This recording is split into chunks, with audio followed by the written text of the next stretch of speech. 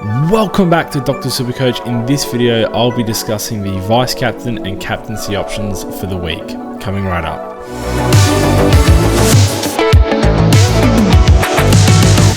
Hey, what's up? It's JB from Doctor SuperCoach, and if this is your first appointment here, don't forget to subscribe to the channel so you don't miss any upcoming updates. Now, today's episode, as I mentioned off the top, is focused on captaincy and vice captaincy options this week. I will go through a couple of maybe potential emergency loopholes as well. So for starters, I'd just like to chat a little bit. So it popped up on Twitter a couple of years ago that I was one of the better captainers in the entirety of SuperCoach at the time. And since then, I think my logic has stayed the same, and it's not always going into stats. It's just applying a lot of logic to situations. I think a player's hot streak should be considered who they're playing against. I have certain teams that I look to target, as well as if there's a potential tagger or if someone else in their team is out that might potentially increase their role, etc. So there's a lot of things that I do go through in my mind, so I'll try to explain them the best I can to try and help you guys get the best captaincy options week in and week out. So this will be a recurring series on the channel. So let's start off with the obvious. We're going to go through some vice captaincy options. I'll probably go game by game actually, because then I can explain a little bit about the team that I look out for, who I think better suits who in what matchup. So for starters, we've got Brisbane Lions versus Collingwood here. Neither of these teams I'm too fond of. I used to really target the Collingwood midfield. So when making a vice captaincy option, if someone was against the Collingwood midfield, then I'd really target them. I haven't really honed in this year as to whether they are conceding big points in the midfield. I would imagine it's not quite as large as what it was a couple of seasons ago. Now that they've got Tom Mitchell, DeGoey, Crisp, a lot of players going through there who are in really good form. I imagine they keep a lot of the SuperCoach pie to themselves. So in terms of Lachie Neale potentially as a vice captaincy option, I don't mind it. Collingwood don't tag; they're not a tagging team, as far as I know. So I'd be okay with the fact that they weren't going to get tagged. Another thing to consider is without Darcy Cameron, Oscar McInerney should do really well in the ruck. So all in all, I think as far as vice captaincy options go, I do like Lachie Neale, but you have to then consider form as well. He hasn't been in the best form so far this season. He has a 95, a flat ton, and a 117 off the top of my head. So if considering that as well, I think there are going to be better options available. So we'll keep going through the Collingwood team. I like Dacos as a vice captaincy option this season. Against Brisbane, though, I'm not huge. I think I would save that for North Melbourne, who do tend to concede big scores to halfback flankers. I don't think Brisbane are the type of team to put a hard tag on, but they have used Jared Berry as a tagger in the past. So again, it wouldn't surprise me if there was some sort of not a run with role, but something to at least limit Dacos. When I'm looking at a vice captain score, I'm really trying to maximize what I can get from that score. I want someone who has the 140 plus potential. I think it was last season I passed up on a big score in my vice captain. So a lot of people were going on a popular pick on the Thursday. I think it was Bontempelli or Dunkley or something like that. And I bypassed that to get Neale against Essendon because his history against them is incredible. And in doing so, I got myself a double ton as my captain that week when the most popular option was to go early on the Thursday or the Friday. So I think it's very important to find someone that you like and then decide whether you like them enough as a safe captain or you like them enough as a vice captain punt. So we'll jump into the next game. I don't mind Lachie Neale, but I think there's going to be better options. A lot of people are going to suggest Dunkley as well. He's at a 108, a 117, and a 108. I think it's quite clear at this early stage that you can say that the ceiling has just been a little bit limited, and I think that's more about Brisbane than it is about Josh Dunkley and their performances. Obviously, the 108 was in a flogging. He had about 70 at half time against Port. The 117 was in a far more competitive game, and the 108 again last week. So I just think it's it's clicking still for Brisbane. So I would personally avoid both of their assets, as I would with Dacos. I would avoid that. The North Melbourne versus Carlton game, I did mention that half backman score really well against North Melbourne. For that reason, I don't mind a Doherty vice captain. My concern about Doherty is that he's playing a little bit too much midfield, and without Walsh coming in, if Walsh doesn't come in this week, my concern is that is going to continue again this week, and just that little bit of midfield time mixed in there would usually be good, but it tends to lead to clangers in Doherty's situation. So I'm not hugely... I don't mind that as a vice-captain option. If you have LDU against Carlton, that's another one who I think just form alone, averaging about 150, that's one that I'm willing to take the punt on. Unless there was a hard tag announced right pre-game, I think I'd be pretty comfortable backing in form there. So if you had LDU, chasing lightning in a bottle, I think is going to be a popular option and a good option. Besides that, I do tend to target North Melbourne's midfield. Looking at this one, obviously, you're looking at a Cripps or they don't really have any popular midfield options, Carlton. I think Cripps will probably play well, but he's a very hot or cold player. So he's going to have big quarters and small quarters against pretty much everyone in the competition. His high scores are going to be really hard to predict. And for that reason, he's not my favourite vice-captaincy option. But again, I don't mind trying to catch that LDU big score. Adelaide Oval, Crows versus Fremantle. Fremantle do have James Aish, who they like sending to players to sort of cool them down a little bit. However, with Rory Laird's ceiling, I think it's enough for me to just back him in anyway. As a 700k player that we paid for at the beginning of the year, if there's a chance that he gets 2 or 3 quarters by himself in what should be a pretty competitive game at the Adelaide Oval, I will definitely back Rory Laird into to do well enough for a captaincy score. A 120 plus I think is fairly safe here. So again, as I said earlier, whether that means you want to try and catch lightning in a bottle with LDU or Doherty and then go with the safety of Laird, but I think we're going to find that there's someone safer a little bit along the line. But I don't mind the Rory Laird option either. I think he will be my VC. As you can see, it's already on Laird there. And with that said, I don't mind targeting the Adelaide midfield, but with Laird and Berry going through there quite heavily, I think they actually do have a lot of defensive prowess coming into it now. So I'm not certain that's the correct tactic this year. With that being said, I don't think there's anyone else in too much consideration there. I don't like a Jordan Dawson or anyone else in that game, or a Brayshaw. Despite Crows not tagging, I think that they're defensive enough. Richmond versus the Bulldogs. Now, this is very interesting. Richmond are a team that I do enjoy targeting, especially in the midfield. And this year they've got Taranto and Hopper going through there with Prestia / Cochrane / several other players that go through there, and they do not tag, categorically do not tag opposition players. So I really, really, really like targeting that Richmond game. For that reason, I think Bontempelli, to bounce back from last week's Clanger Fest, is a very, very good vice captain option this week. I think there's every chance he's probably a higher chance of outscoring Laird, but I think he's a lower chance of a one. It's hard to explain. So I think Laird is a safe 120. And after a couple of rocky captaincies, I think I'm willing to go for the safe 120, whereas Bont, I think, has a 140, 150 ceiling. English against Nank, I don't hate, but I don't love. If I was going to vice captain English, it wouldn't have been against Oscar McInerney because he generally limits ruckman. So I did miss that one due to overthinking, but I would try and target him against like a West Coast or someone with weaker ruck stocks. A Hawthorn even would be someone that I'd probably target. But against Nank, I think Richmond are good enough in the ruck to sort of make a competition there. In future weeks, I think you're going to see me target Richmond a lot, especially because they do generally get an earlier game in the round as well. But in this one, I do really like Bontempelli. I'll give a sort of ranking at the end of the YouTube video. Next is St Kilda versus Gold Coast. I don't think there's anyone of note here. Marshall and Witts.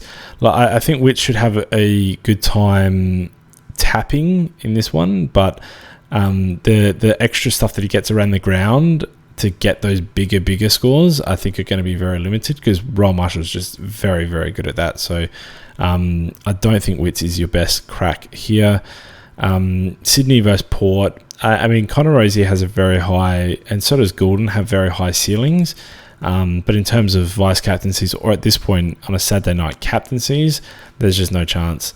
I don't mind Essendon, as in targeting the Essendon midfield is something that I really enjoy doing as well. GWS against them this week, but we're coming into captaincy territory. So any of the GWS players, unless you have Josh Kelly, who I don't mind as a captain this week, I don't think I'll be going on Tom Green or Cornelio, as we can see there. A little bit up and down, those two boys, in terms of captaincy picks. West Coast and Hawthorn are two teams that I will be targeting heavily this year in the midfield. Melbourne versus West Coast, you've got the best SuperCoach player in the game against the worst midfield, in my opinion. They're very beat up. They're very injured. It is at Optus Stadium, but I'll back in Clayton Oliver to score anything over 130, which is actually making me lean back towards the Bontempelli lightning in a bottle. If you're very, very confident in your captain, it does make me entertain the higher ceiling picks more than the safe picks. Whereas if I wasn't confident in the Sunday games or the Saturday night games, then I would back in a safer vice captaincy option, for example. So if this was reversed, if Ladd was playing here and Clayton Oliver was playing there, I mean, I'll just vice captain Clayton, I guess. But there is something to be said about having a safe Sunday option. Now, the next game, obviously Geelong versus Hawthorn. I don't think there's much on the Geelong side that we can look at anyway. Tom Stewart, I think, is potentially an option as a captain, but not yet. Obviously, we've got him fresh off of an injury, playing on a Monday. I think that's just why you've got Clayton Oliver there, or Josh Kelly. I think there are enough options to sort of bypass that. If I didn't have Clayton Oliver, if I was one of the 50% of people that didn't have Clayton Oliver at all, and didn't own Josh Kelly, who is a bit of a POD, I would probably go, it's very difficult in that scenario, a Laird into Bont, I don't mind. A Bont into... that's where it gets very difficult, because I don't want to advise captaining a GWS midfielder. And then I think actually in that case, you're more likely to go someone early into a Bontempelli. I think Bontempelli could be the best shout for a good score besides the obvious ones. If you have the time to go Laird into Bont, I think that's very safe as well. So I'd be very happy doing that, but it is going to be a tight turnaround, so you do have to be on that one. You have to be very active on the Saturday morning there. So I think that's going to pretty much do it. So I'm very, very confident on Laird getting a captain score this week. I'm very confident in Bontempelli having the higher ceiling, I think, of the Thursday, Friday, Saturday games. So take from that what you will. I think I'll still be safe and go Laird into Clary, but Bontempelli is mightily tempting now that I'm certain on Clary. I know he's got an average record against West Coast, but let's not be silly. He's in the form of his career, and they're going to go out there and do naughty things to an undermanned West Coast. So I think Laird and Bont are going to wrestle it for me. It's going to be one of those two lads on the Saturday into Clary. And I've been known to sabotage intentionally to try. If you think there's a double ton coming on a Sunday, to get real crazy and to almost sabotage is definitely a tactic as well. So you have a guilt-free captaincy. Not sabotage, like, you're not going to pick Mackenzie as your vice captain, but to go real lightning in the bottle, a real crazy type of vibe. Pretty much like Bont, who I think is either a 110 or a 140 plus this week. So I don't mind it. I think there's a lot to think about there. In terms of fielding players, I think people are going to have a little loopholes this week. Constable, Chesser are in my team as loopholes. So just be wary. I can loophole Baker, and if he scores really well, take Mackenzie off my field. So I'll be watching that one. But that is a tight turnaround with the Gold Coast game. Whereas if I swap those two, then that's what would be needed. So just watch who is where and who will give you more time. Whereas if Cowan scores really well in my defense, I'll be able to field Constable for potentially not a Wilmot or McKenna because they'll play, but potentially a Tom Cole who have Melbourne on the Sunday. So I do have a couple of loopholes in play, but the fielded team currently right now is who I think is going to score the most from the rookies and everything as well. So I'm trying to think if I've skipped anyone that is highly owned that I've just not thought about. Let me just quickly search by highly owned. Okay, let's have a quick look through this list. So I spoke about Dunkley and Dacon. Taranto, I don't think Taranto is going to be a captaincy option all year, to be honest. I think he's going to be really reliant on hitting targets, and whether that happens this week or next week or week 17, I'm not quite sure. I think he does have a high ceiling, but predicting it isn't going to be a matter of he's against a bad team, so he's going to get all the points. He just has to hit targets. So it's really going to be unpredictable as to when he can do that. Marshall, when he builds into the season a bit more, I think will become an option, but right now he's just not, as he's shown so far. I've spoken about Clayton. Errol, I think, is a very good vice captaincy option. If it's against a North Melbourne or Hawthorn, someone of that ilk early in the round, I think he's a very good vice captaincy option, but I can't see myself captaining him all year, especially when he spends a bit too much time on the wing for my liking. Tom Green as well, and Cogs, very good vice captaincy options. Cogs I mentioned because, as you saw on the weekend, he can just fill it up with clangers, and his his floor is way too low to rely upon. You genuinely, with your captain, you need to be sure of them going 100 plus, like certain, no doubt in your mind whatsoever. Otherwise, there's just no point risking it. Green, I'm pretty confident on, and especially against Essendon, but I don't see the point. I think there's enough before and around him that we can just watch him grow throughout the year and just really see what he's about before throwing it down on him. So I did talk about Bond. I do like Doherty as a VC. I think that's a decent option. I spoke about Tim English, and now I did talk about Davies Uniac being probably one of the better vice captaincy options. I would vice captain Davies Uniac if I had him, I think, and do Davies Uniac into Clayton Oliver or something like that, bypassing the Lairds and the Bonds. But I think he has that. He's just got the form. When players have form like that, it's hard to back against them. Sicily against Geelong, I think that's a really tough captaincy option. If that was the Thursday game, I can understand a vice captain, but still, I think Tom Stewart's probably better equipped to that.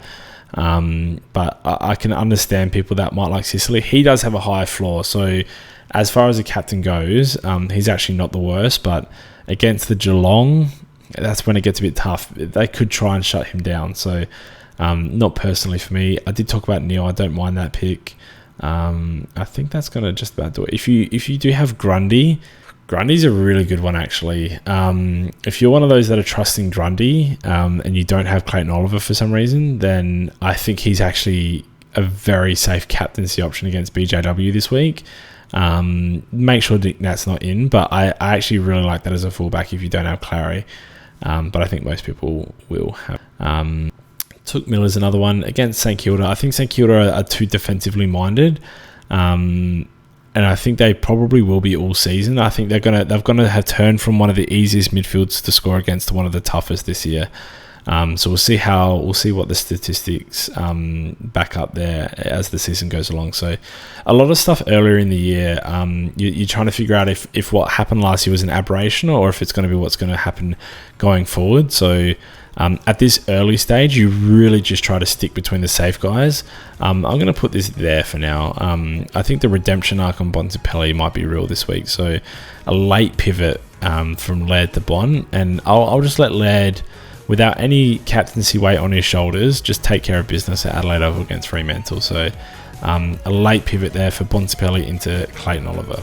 That's going to do it for today's episode. Now, the question of the day, who did I miss? What vice captain are you going for? Is there anyone that you think are potentially underrated or overrated? Please let me know down below. Now, if you did enjoy this video, please check out our other videos. You'll probably enjoy some of our other content. I do have a Herald Sun optimizer team going right now, which is a bit crazy. A video every fortnight on that as well. And you can follow us on all our Twitter platforms and check out our links below for any merchandise or anything further to follow us on. Thanks very much for watching, and we'll catch you on the next episode.